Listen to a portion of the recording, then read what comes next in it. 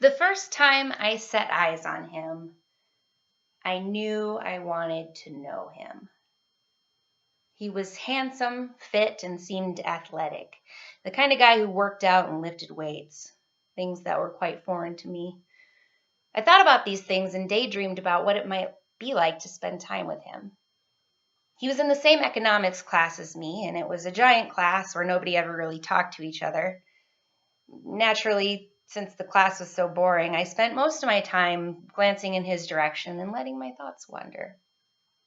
But he seemed older and cooler than me, and I was too shy to introduce myself. Besides, I was a speech and theater geek, and he seemed like a cool jock kind of guy who likely would have no interest in little old me. The next year, as a member of the speech team, I was asked to perform one of my interp pieces for a class of comm majors as a way to introduce the activity to other students and make them aware of the existence of the speech team and maybe to recruit some new members. So I said, sure, and I went into this class of upperclassmen and performed this dramatic interp piece about this woman who receives a human skull in the mail from her husband who's stationed in a war zone overseas, and she gets it, and she's like, isn't it great? But how do you ever really know a person? I mean, really know them? And it was pretty intense, and I figured, if anything, I'd probably scared people away from being interested in the speech team rather than to attract them. But you know who was in this class? The guy. And afterwards, as people were filing out of the classroom, he stopped and told me, that was awesome. You did a really good job. And I was like, ah, he talked to me. And aside from the professor, he was the only one who said anything. I was smitten. Around this same time, a friend of mine introduced me to The Secret. The idea that you can manifest thoughts into reality. You become what you think about. You put your intentions into the universe, and the universe gives you back that which you seek. An interesting concept. I decided I wanted to give it a whirl and manifest into my life the guy. So, one of the things about The Secret is that you're supposed to make a visual representation of the thing that you want. An image of you in the place where you want to be, and you're supposed to look at it often. Coincidentally, the same friend who had introduced me to The Secret had a class with the guy, and for this class, they were doing a group project, so they were acquainted. I asked my friend if they would introduce me to the guy, and they did.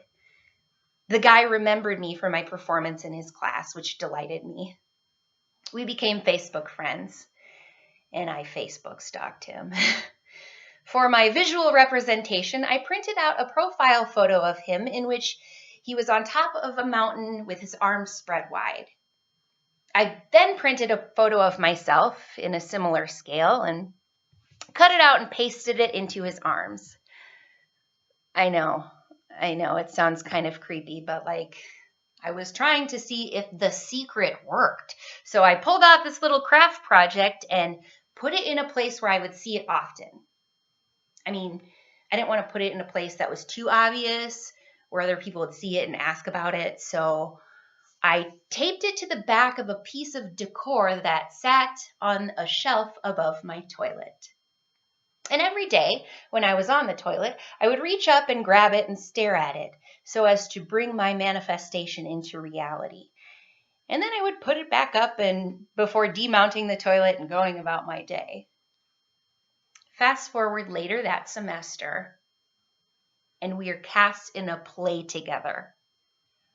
He didn't strike me as the kind of guy who was into doing theater and plays and stuff. I mean, I took him for the jock kind of guy, so I was surprised and delighted to discover that now we were going to be working together in this capacity.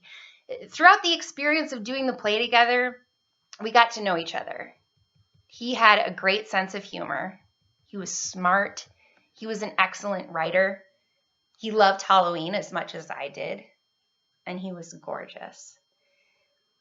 We spent time together, and days turned into nights, which turned into overnights, which turned into lazy Sunday mornings and brunch at Waffle Stop. He liked his eggs over easy and his coffee black. After a few months of spending time together, casually, I initiated a conversation about how I would like to perhaps move things from the more casual column to the more formal column, the DTR, the define the relationship conversation. Everybody loves it. And I brought it up and he was like, "What? You want me to be your boyfriend?" As though it was a totally outlandish thing to say. And I said, "Yeah, I mean, something like that. I don't know. It's whatever. It's cool." At least now I knew that the casual thing was just that, casual. I'd always tried to play it cool, to be independent, to never come off as needy or high maintenance, as my 8th grade home ec teacher once called me. I was the cool girl. Yeah, you can take me for granted and gaslight me and treat me like shit, but I'm not going to say anything about it because it's cool, it's fine, it's all good, it's great. I'm the cool girl. He graduated a year and a half ahead of me, and he spent some time living in Cedar Falls following graduation. So we continued to spend time together casually. We went to lots of parties together. Substance use and abuse sure can be fun, but there may come a time where you have to look at it, the partying and the substance abuse, and ask yourself if it's simply a pastime or if it's becoming a way of life. Is what you're doing good for you, or does it seem to cause more harm than good? Eventually, he moved away from Cedar Falls, and so did I. We still kept in touch casually, like you do with social media. Occasionally, if he was passing through my city or if I was going to be in his, we would reach out to one another and set up a time to get together. Sometimes these reunions were cordial and casual, but we were always feeling each other out for whether or not we should allow ourselves to become more intimate. If I was in a committed relationship at the time, I would shut down any advances, but in between these relationships with other more long-term committed partners, we would reignite the old flame. One thing led to another, and my feelings for him returned with the same intensity as they had the first time I'd laid eyes on him. But it never led anywhere. One time I was in the city where he lived, and I asked him if he'd go to a play with me in which one of my friends was performing. It was an odd play, something about a sad clown or something. I noticed the guy was becoming restless next to me, bouncing his leg like he had to pee or something.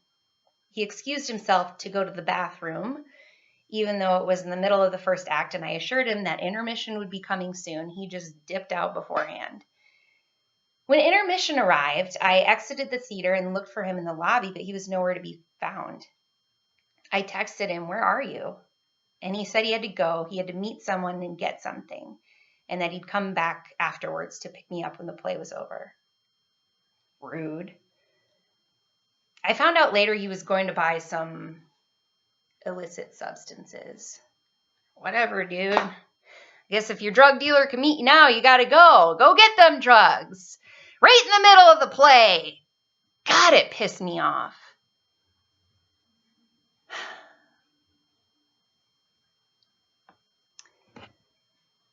Years later, he got busted while driving while intoxicated. As part of his penance, he was required to attend a class, the type of class where you ask God to grant you the serenity to accept the things you cannot change, the courage to change the things that you can, and the wisdom to know the difference. I was in the city where he was, visiting some friends, and like always, I carved out some time to spend with him. I'd recently broken off a long-term relationship with a man who'd lived with me and who had recently moved out. I was heartbroken, but I was single. He told me he wanted to talk with me. I didn't know what to expect. I'd always been let down by this guy so many times.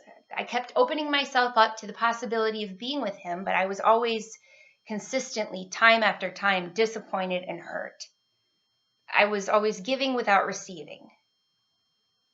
When we saw each other, we hugged, and back to my aching chest came those familiar pangs of lust and desire and disappointment. Don't let yourself fall for him and get hurt. Again, Allie, don't do it. But in the back of my mind, I thought, maybe this is it. maybe today is the day. Maybe today is the day that he comes around and after all these years professes his undying love for me and tells me that he wants to be with me and spend the rest of his life with me and we will live happily ever after despite our sordid past. And then he apologized. He said, "I'm sorry." I was shocked. He said, "I'm sorry for all the times I treated you poorly. You've always been there for me. You've always been a rock for me. And I never treated you like you deserved."